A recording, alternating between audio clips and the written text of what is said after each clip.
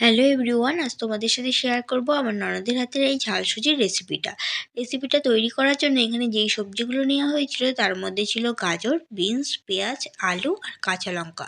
সব সবজিগুলোই কিন্তু কুচি কুচি করে কেটে নেওয়া হয়েছিল। আর এখানে দুটো ডিম নেওয়া হয়েছিল, ডিম দুটোকে ফাটিয়ে একটা বাটির মধ্যে নেওয়া হয়েছিল। আগে থাকতেই নুন দিয়ে জলটাকে ভালোভাবে ফুটিয়ে নেওয়া হয়েছিল। সেই জলটা দিয়ে সুজির মধ্যে অল্প অল্প করে দিয়ে চামচের সাহায্যে ভালোভাবে মিশিয়ে নেওয়া হয়েছিল। আর সুজিটা কিন্তু এরকম ঝুরঝুরেই ছিল। কড়াইতে সামান্য তেল দিয়ে তার মধ্যে দুটো ডিমকে দিয়ে সামান্য নুন দিয়ে ডিমটাকে ভালোভাবে ফাটিয়ে কিন্তু ঝুরঝুরি করে ভেজে নিয়ে তুলে রাখা হয়েছিল।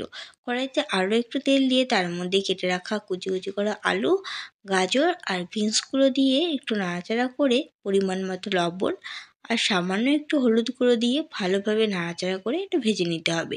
যতক্ষণ না এগুলো একটু সেদ্ধ হয়ে যাবে ততক্ষণ পর্যন্ত এটা ভাজতে হবে। দেখো এটা ভাজা হয়ে গেছে। এর মধ্যে এবার পেঁয়াজ আর কাঁচা লঙ্কা কুচিটা দিয়ে আবারও নাড়াচাড়া করে একটু ভাজা করে নিতে হবে।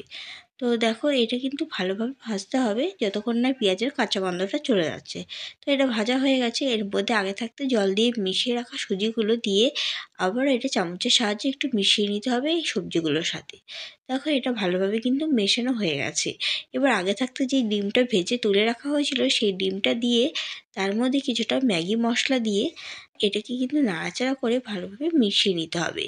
মিশিয়ে নেওয়ার পর বেশ কিছুক্ষণ এটা ভেজেও নিতে হবে। দেখো এটা একদম ভাজা হয়ে গেছে এখন। এরপর দেখো এটা নামিয়ে নেবো। তো তোমাদের এই ঝাল সুজির রেসিপিটা কেমন লাগলো অবশ্যই তোমরা কমেন্টে জানিও। ভালো লাগলে লাইক সাবস্ক্রাইব করতে ভুলো না।